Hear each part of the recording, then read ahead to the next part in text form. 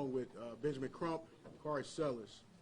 Today, we are here on another unfortunate tragedy event that we see over and over, time and time again in this country. And we are sick and tired of it. Sick and tired of it. Currently, right now, in this county, in this city, this is a moment in time that we have to seize and take back accountability and transparency when officers act in the killing of an unarmed black man in this country. It have reached the state of North Carolina, the county of Pasquotank, and the city of Elizabeth City. I stand today with the family of Andrew Brown. They are heartbroken that their son, brother, and the father of 7 children was stripped away from them, stripped away, taken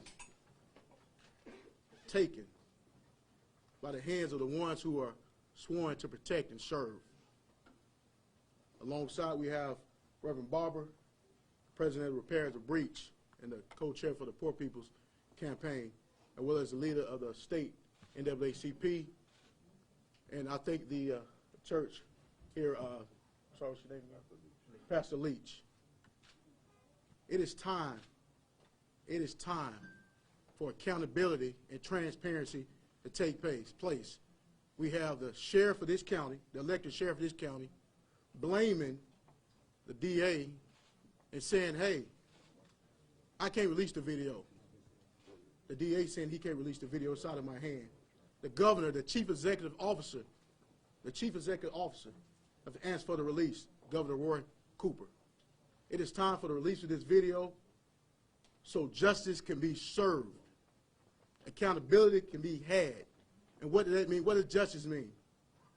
Justice means a arrest, prosecution, and a sentencing. Because if it's any one of us that have been accused of a criminal act, we wouldn't get the opportunity to sit and wait for an investigation to take place. They know what happened. Everybody, our witness accounts have told you that Mr. Brown was shot unarmed in the back by multiple officers. That we know. There was no weapon located at the scene. Thus, he was unarmed. Thus, he was unarmed. Unjustifiable shooting. Unjustifiable shooting. Unjustifiable homicide. What we're calling now is for the video, the body camera, the footage, all cameras to be released immediately. This family have not been afforded the opportunity to see what happened. They can only speculate what others are saying. Rumors. That is not how it's done here. It is not how it should be done in this United States of America. Transparency should be had. And they wonder why there's no trust for law enforcement. They wonder why black folk don't trust the police. Well, you see it at hand. Because we don't know what happened. We don't know what happened to Mr. Brown. Besides our witnesses count, but they know what happened. And what happened, they know it's wrong. They know it's wrong. Like I said, alongside myself with Benjamin Crump, Corey Sellers, we are here to represent this beautiful family, the children of Andrew.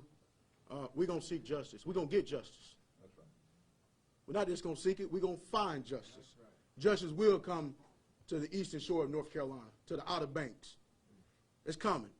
We see it over and over and over, time and time again. We got 2 pandemics going on, the corona and the killing of unlawful black men in America. And both of them need to end today.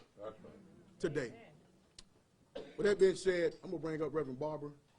We will at one point have a Q&A for the press. Reverend Barber.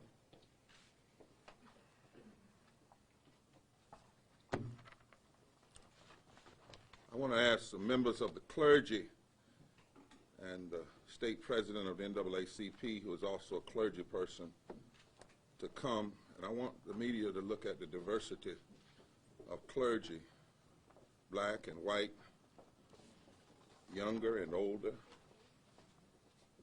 pastor of this church opened up. You have a AME Zion pastor and a United Methodist pastor in the South, in eastern North Carolina, standing here today with this family. I'm fresh back from Mississippi. I didn't even have a chance to go home and get into new clothes when I got the call from the counselor. Where did he go? Counselor Danielson. He called and said that some of the family was, and he was representing some of the children, asked would we come and be here today. I want you to understand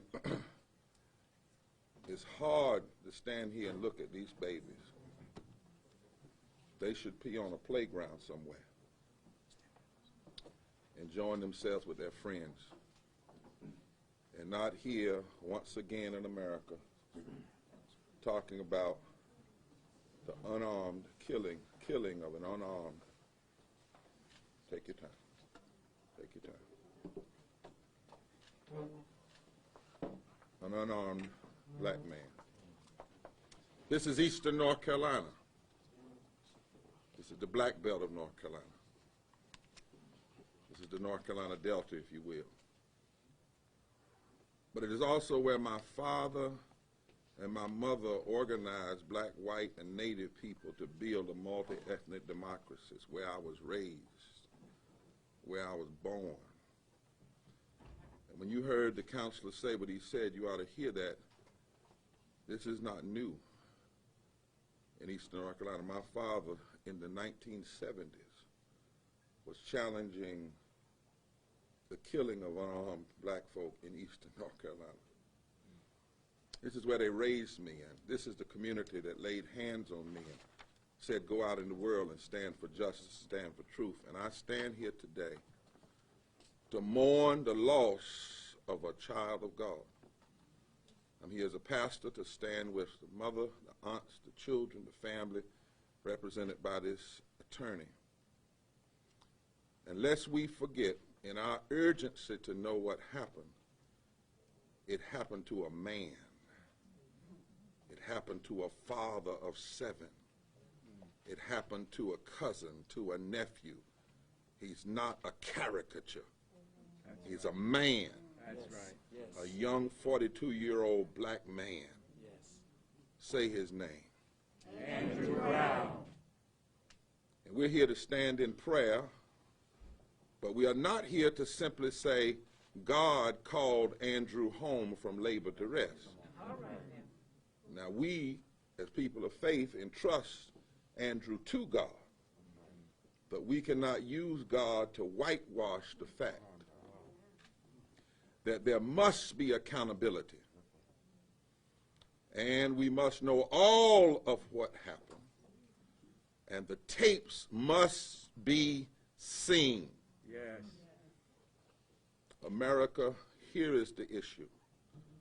A warrant is not a license to kill. Even if a suspect supposedly drives away. A warrant does not mean a person is guilty. A warrant is not permission to shoot someone, possibly with assault rifles multiple times. It is not the authorization to shoot someone in the back. That's right. And let's be clear. It doesn't matter if the officers are white or black, or brown, or men or women. If they engage in brutality, use excessive force, or abuse their power to murder citizens, officers of the law must be held accountable if the law is to mean anything for the rest of us. That's right. We must see the tapes. So we're here today to make some clear demands. This is not just what this family wants in all of their grief and what the community wants in all of its concern. This is what justice and truth demands. Release the tapes. Release the tapes. At least let the family see the tapes. Eyewitnesses have said Andrew was driving away from officers when they shot him. Now, the audio report said they had a suspect that was shot in the back. We need to see the tapes.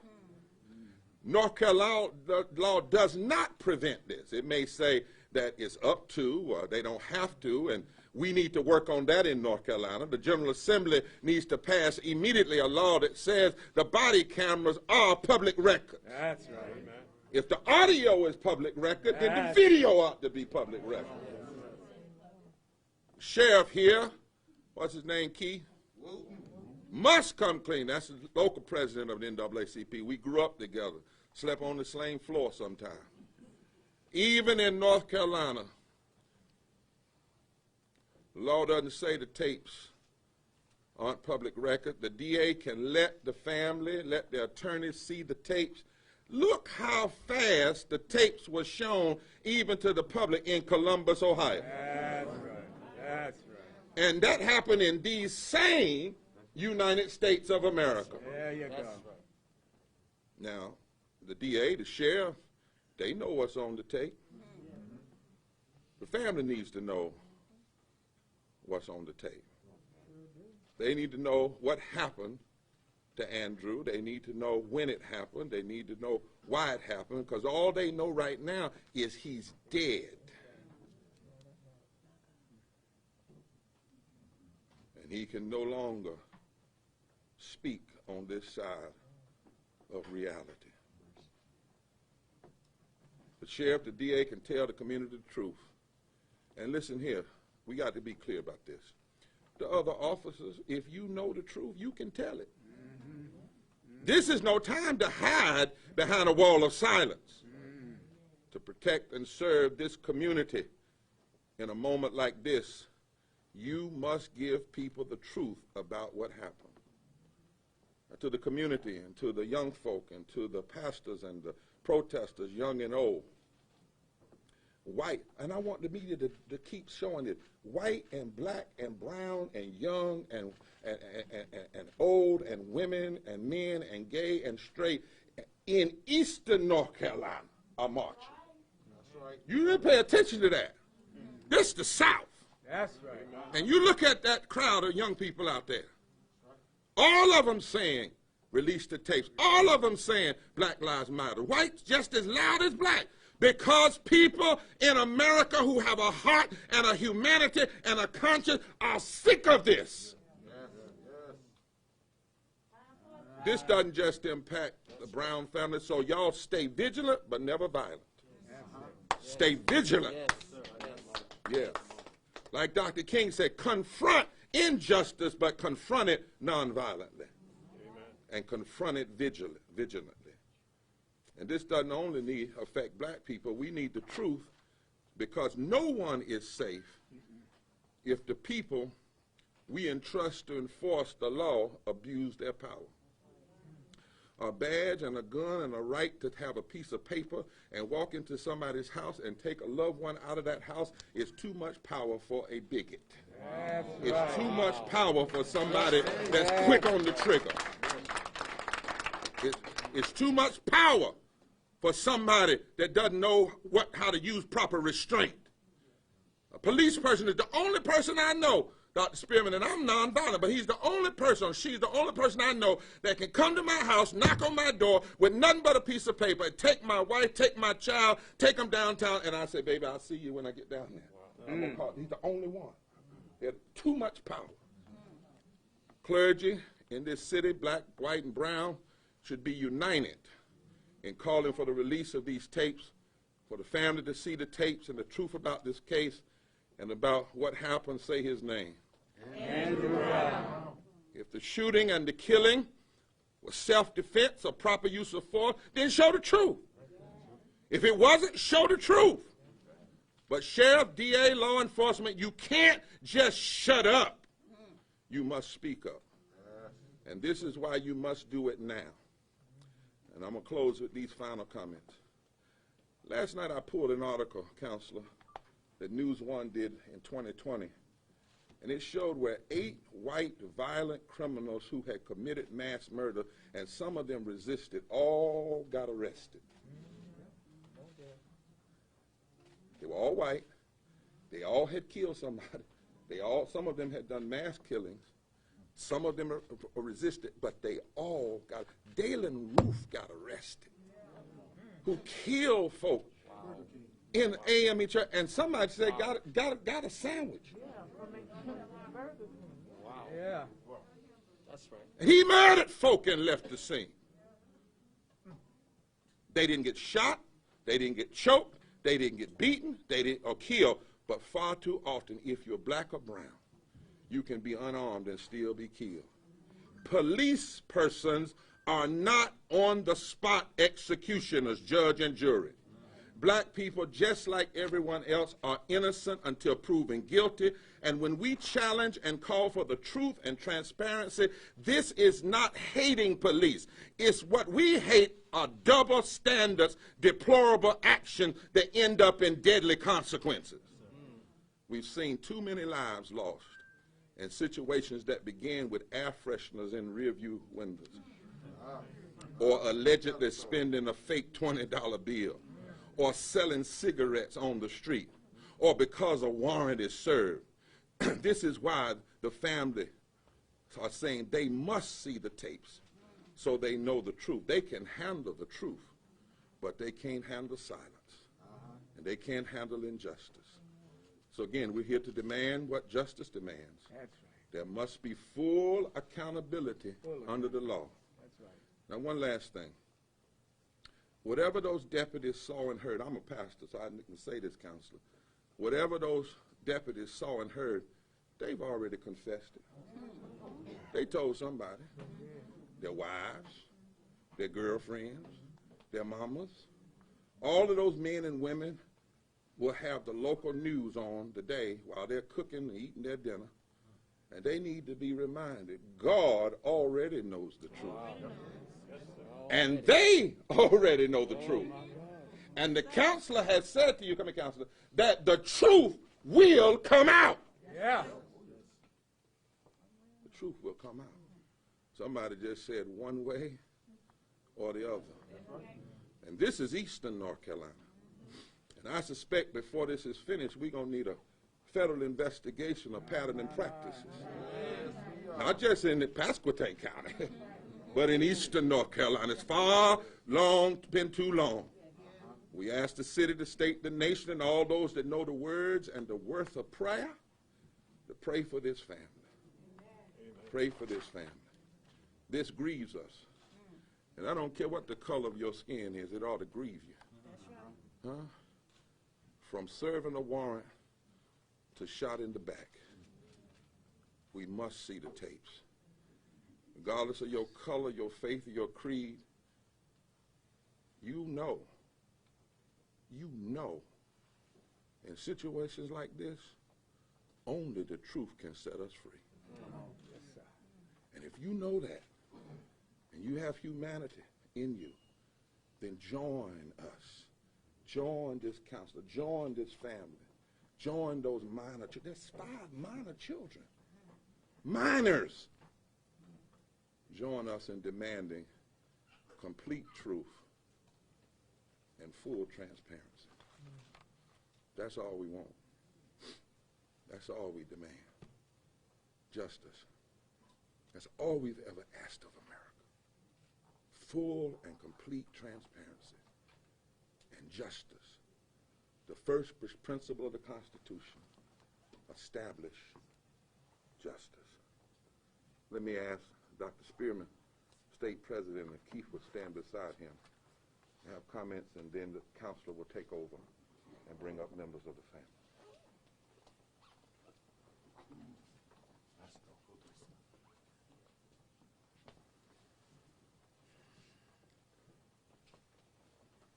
Thank you, Bishop Barber.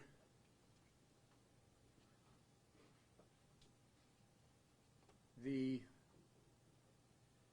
chair of repairs of the breach, co-chair of For People's Campaign, and my predecessor in the State Conference of Branches, North Carolina NAACP. To this family, to the community, to the clergy, to this Pasquotank Branch president of the NAACP, to all of the organizers here in Pasquotank County, I say to you, stay together and keep it tight. We're grateful for the counsel that's coming in to assist in legal matters pertaining to Brother Andrew Brown. And before I go any further, because my heart is literally broken, I want to ask if the children, his children that are here, That's right. would stand. Where are those babies? Four of them not here. Four of them not here. Here's the mom. This is mama. Here's the mother. Here's the mother. She just came in. Here's the mother. That's one of the mothers. It's like three mothers. It's All three right, of them. all right. That's Mother, Khalil's oldest son. Right and you there, have standing four up. of them. Where's this? My four of my youngest one's not here. One of them is right there. These.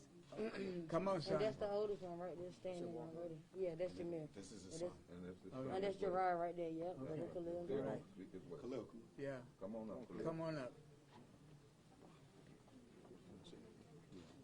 My heart is broken because these children are left without a father, That's right. That's right. which happens too often times. The other day when I learned of this travesty occurring here in Elizabeth City, North Carolina, I said and wrote in a statement that those of us who can make a difference are going to do all that we can to make sure that Elizabeth City, North Carolina, does not become another Minneapolis, Minnesota. And that's why I say to you all, keep it tight and make sure that you move forward together peacefully. And I want to commend those of you who have been protesting, because from what I've seen, it has been peaceful. And I want you to know I've been working some behind the scenes, making contact as best I can with the DA and the sheriff. And none of them, neither of them, have returned my calls. However, I did reach out to the governor, and I demanded of the governor that he make a statement. So the state has spoken to ask for the tapes to be released. That's right. The state, the head of the state. That's right. So I don't understand why those who are in the jurisdictions will not release the tapes.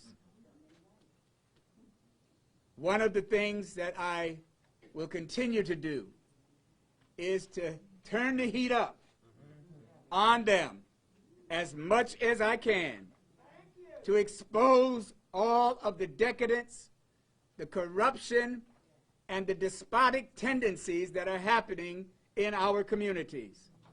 It should not be this way, because as Bishop Barber has said, we are human beings.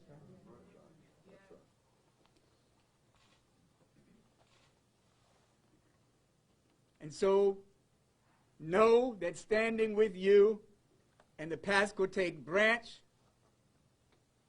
are the 120-some branches and college chapters, which represent more than 20,000 people across the state of North Carolina, are standing with you and will fight vigilantly for you.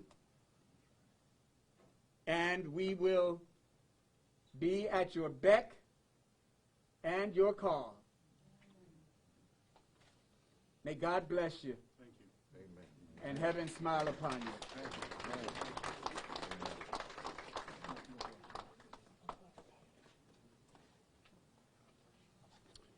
Bring you greetings on behalf of the Pasquotank County branch of the National Association for the Advancement of Colored People. I am Keith Rivers, the president. To this family, our hearts go out. So today, we know that we want transparency because that brings trust.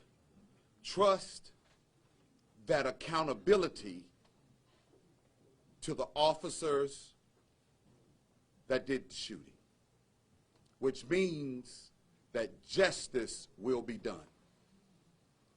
So, Mr. Sheriff Wooten, on today, if you want to release these tapes as sheriff or as not the sheriff, on behalf of the Pasquotank County branch, we today are calling for his resignation. To all of the media here present, the letter will be released to you in the next 30 minutes. So, Sheriff Wooten, you've had the opportunity. The district attorney, you have the opportunity right now to get it together. We owe this. You owe this. You are elected officials. That's right. Make sure that my county and my city know there is a difference between the chief of police. He is hired. The district attorney and the sheriff are elected. That's right. And they have an obligation to us to let us see what is on those tapes. You have an obligation to this family. Let them know. So again, on behalf of the Pasquotank County branch, the leadership of Reverend Spearman, past leadership and continued leadership of Dr. Barber, let it be known today that we are demanding, and I said it wrong a few minutes ago, we are not requesting. That's right. We are demanding the resignation of Sheriff Wooten. Thank you, and you all know, my protesters, my community, you all are fabulous. Yes, sir. You all have stayed the course. We know that this is not a moment but a movement. We shut down bridges. We will continue to shut down bridges. We will continue to stand in front of businesses during business hours because you need to be here too. This is your community too. Right. These are our dollars that are being spent in your community. That's right. And we're going to continue to be peaceful in our protests. And I just want to take one last second, and I want to thank Chief Buffalo, the chief of the Elizabeth City Police Department. That's right. Let's give him a round of applause. Him and I talk 3 to 4 times a day about the safety of the protesters and the safety of the citizens, and we are continuing with the effort working together to ensure that justice is done. We love you. I love you. I know many of you. And we're going to continue to fight for justice. That's right. That's right.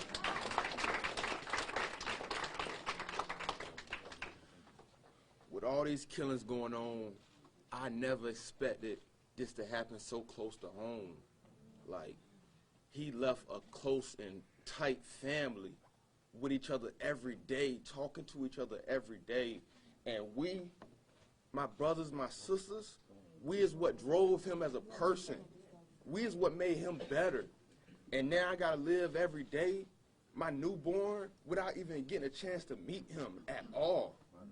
And that's gonna hurt me every day. I just want justice.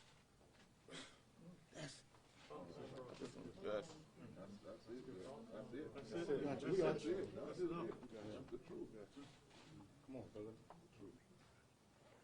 Truth, brother. We have some other family members of Drew who'd like to say something. I know we got some of his paternal aunts here, and you can just stay in your seat and speak on his behalf and the family.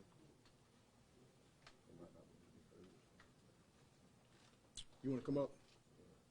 Come on up.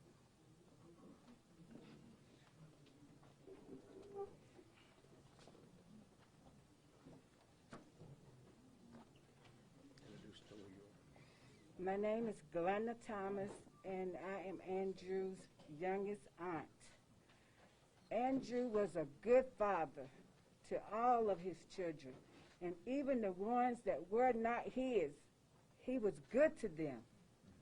He did anything and everything that they asked of him. Amen. And I know his children are going to miss him. We are all are going to miss Andrew. He did not deserve what was done to him. And we will get justice if it's just for the children or the family and this community. I expect that law in North Carolina to be changed in his name. Yes, that's right. That's right. That's right. So we will be working on that as a family, because my nephew did not deserve that. Amen. Justice, say his name. Andrew Brown. Thank you. Yes, ma'am. Yes, ma'am. At this time, we're going to open up for some questions from the media. Jerry. And Linda, just Introduce yourself. Griff Jenkins, Fox News Channel. Okay. Glenda just mentioned she would like the law changed in Drew's name. I presume that's the law pertaining to the release of body cam Yes. video. If you could speak to what the family would like to see it changed and why it has been a problem thus far. Well, why it's been a problem is why we need to change this, because we wouldn't have this issue today. It'd be a public record available for immediate release, and it would be held close to breast like it's being held now. So I think it's obvious that this is something that transparency need to move forward. Police officers are public officials, public officers. They get paid by taxpayers' dollars. Their acts should be able to be seen by the people who pay them. That's right. So we are demanding that law to be changed, and to be changed is his name, the Andrew Act. My name is Jonah Kaplan. I'm a reporter with ABC in Raleigh. What has the nature of the communication been like between the Brown family and the Pasquotank Sheriff's Office? Is there no communication? Has there been a meeting in person, on the phone? What has that been? What has that communication been like? Very limited communication. The family made an attempt to go speak with the sheriff. I think the district attorney was available as well. Some comments were made concerning they were not represented, so things were not told to them, represented or not. They should have privity to what happened to their loved one. So the communication has been very limited, almost non-existence. If I read the law correctly, someone with a likeness who could appear in the video, or family of someone who was deceased in the video, should have access to that video. What's the status of the family's pursuit of seeing that privately? We are vigorously pursuing that. Vigorously. I make phone calls every day since this incident, and we are planning to see that as immediately as soon as possible, even today. One of the things, members of the media, you should know, because some of you are not from North Carolina, is how ridiculous it is for this council to have this kind of struggle with the DA and the sheriff when the governor was the former attorney general. The governor was the former attorney general 2 terms. He's not just a governor. He's a southern governor that was a former attorney general, the top law enforcement. And he has said, based on the call from Dr. Spearman and Brother Rivers, myself, and others, he came out. That's what those of you who are not from here should understand. And on my brother's question, that bill is already being filed. So what is it, Keith? 510. Senate Bill 510. There's no reason that the General Assembly in this state can't pass that bill and open up these body cameras to public record. There's no reason. The only reason would be they too don't want to know the truth. I'm Laura Lee from Carolina Public Press. It's a follow-up to that question, which is, have they given any reason, they're not releasing the video, have they given any reason they're not even allowing the family to see it? No reason as to why they're not allowing the family to see it. Obviously, given a reason, we got a continuous investigation, but the family should have privy to what happened to their loved ones. So even the reason they've given is not legitimate, but the family should see this video immediately. Have you been in touch with the Attorney General of North Carolina? No, we have not, but we have channels who have been in touch with Attorney General. I have not been in touch personally. Natasha Chen with CNN. I wanted to ask about the... And let me stop for a sec. Yes, a member of the legal team has been in contact with Attorney General. Yes, yes. A couple of questions, one for you and one for his children, if they would like to say something. But as far as the family meeting with the sheriff the other day, how much can you tell us about what was shared with you regarding the incident itself, even if you didn't see the body cam footage at the time? And then for Mr. Brown's children, maybe you can tell us a little bit about the last time you spoke with your father and things that you would really like to ask and say. Well, as it pertains to the meeting with the family, there's very limited information was shared with the family. Basically, the same information had been shared already to the media. So they basically was told the same things that they already knew before they walked in there. So nothing real new information was shared with the family. I think something was shared that there was no drugs or weapon involved, and that was reported as well. What's going on? He's declining. He don't want to speak at this time. That's fine. Just to clarify, sorry, that the family was told no drugs or weapons were retrieved from the property or the car. That's correct. Anybody else? For Dr. Spearman, you talked about how, of course, you don't want to see Elizabeth City turn into another Minneapolis. We were speaking with the police chief earlier today and the city manager. They were concerned. They said, everything has been very peaceful this week, but the weekend allows for people not from here to come here. How concerned are you about a protest maybe being taken over by people not from here who may have their own agenda? Well, Jonah, I think that the first few days of the protest have set a precedent and the stage for the world to know that those who are internal to Elizabeth City have been peacefully protesting. So if others come in over the weekend, and as President Rivers has said, they've closed off the bridge, they've done some other things to make sure that folk don't come in and sabotage what's going on. So I believe that, you would have to be Stevie Wonder not to see that the peaceful protest has been going on internally. That concerns me. There's no history in this country where the Black Lives Matter movement, the Civil Rights movement, has been violent. There is plenty of history in this country where the law enforcement has been violent toward black people. That's right. Now, why would somebody raise that as a concern and you ain't more concerned about getting the tapes out? Right. Tell the story. Right. If some folk come and support, I'm not talking about you, I'm talking about those who are saying that, that's another one of those red herrings that are thrown out in the South. They said when Dr. King came that he was stirring up trouble. All he was doing was stirring up justice. Huh? As far as that's concerned, I shouldn't be here. I'm from Goldsboro. I was raised in Plymouth, but this is my home area, Eastern North Carolina. That's not the issue. Right. You wouldn't even probably have all of the protests if you released the tapes. Right. You wouldn't have to worry if you released the tapes. Right. If you tell the truth, that's the violence, not telling the truth. Right. There you go. And don't ever misunderstand, because that's another thing in the South.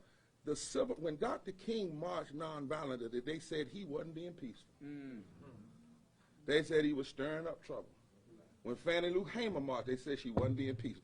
That's an old semantic trick in the South to try to make the issue something else. Keith, if I'm not mistaken, a man is dead. Yes, he is. A 42-year-old man. reported already by the authorities on the audio, shot in the back. Shot in the back. You ain't seen no tapes. Ain't seen no tape. Stop worrying about who's coming and worry about what you ought to be doing right now. That's right. All right. That's right. And if other folk come from around the world, they will follow the lead of the local, but that's not the issue. The world should be speaking out because we're sick and tired of all of these deaths happening that don't have to happen. Release the tapes. That's the fundamental issue. Thank you, Reverend Barber. Any other questions? Reggie Ponder, the Daily Advance. Yes, sir. Do you have concerns also or questions about the decision to make use of SWAT in the processing or serving of this warrant? Well, we're not familiar as whether the SWAT team was used at this point. That's one of the issues with transparency. Actually, you're the first person I heard say that. So we're not familiar with SWAT team used at this time. Harry, can I make one more? My name is Gerald Jackson with North Carolina Independent Media. Other than a social media post, has the governor made any contact with local authorities such as the DA or sheriff and demanded them over the phone or email to release the tapes? I'm not privy to that if he has or have not. Harry, just when you see the tape, if it shows deputies breaking the law, appearing to break the law, how much confidence do you have that those deputies will be held accountable?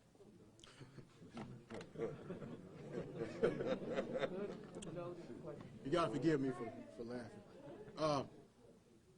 History is a good indicator of what happened in the future. We are hopeful and we are prayerful that the district attorney would do his job, the oath that he took to uphold. Before it's us as a family, as a unit at large, you gotta forgive us if we're not too excited about it. And if that what we are confident of, if that comes back, that we will engage in every way legally, in every way in nonviolent protest, in every way on social media, in every way in our pulpits, in every way to demand that accountability is done and a measure of justice, because you can't ever have full justice if that happened because you took the person's life. But an accountability and a measure of justice will be seen. One thing about Eastern North Carolina, if I might be country for a minute, we grow our stuff deep. Yes. And we may not move as fast as everybody else moves, but when we decide to take root, we know how to stand. Remember, we've been here all our lives. We've been fighting all our lives. This is the South. This is Eastern North Carolina. This is where the country was changed, in the South. And so we make a commitment. We are fully confident that we will not quit. And if that's the case, it will only intensify and embolden our nonviolent agitation until change comes. Last thing for you, Bishop, does the Chauvin verdict give you some renewed confidence? That's a verdict in the midst of a history that's overlaid with too many times. That's a verdict. So we're thankful for that verdict. But look at how hard it was to get it. Look at what had to happen. The AG had to take over. They had to call a prosecutor out of retirement. It took a 9-minute plus video. It took police turning on other police. It took fighting against a defense lawyer that should be charged with perjury, in my opinion, for the lies he told about George Floyd. So don't mistake. That was a hard fought battle in the North. This is the South. But don't ever underestimate the South, because we know how to stand. That's right. The district attorney, when I did get an opportunity to speak to him, he did make the comment that he is a district attorney for the people and not the police. We're going to hold him to it. That's right. We're going to hold him to it. President, and I apologize for being confused about this. Have you personally had a chance to see the tape? No, I've not. You have not, okay. I've not seen tape. For 13, Mangela, already 13 years now. Earlier this morning, there was a press conference saying that Chief Buffalo has not seen the warrants. No one's seen the warrant. Have you guys requested to see the warrant yourselves? Have you seen it? I've not seen the warrant. The legal team have not seen it. The family have not seen it. Requests have been made. So, no, it's complete darkness at this time. Any other questions? With that being said, we're going to end this press conference. Thank you all. Could y'all be still until the family moves accordingly and make sure that they get out safely? The members of the media do that and everyone else but the family. Where's Eric Garner? That's Eric Garner's mother. Miss Garner? Can we be safe? Can we be, but just a second, just a second. One second. Just a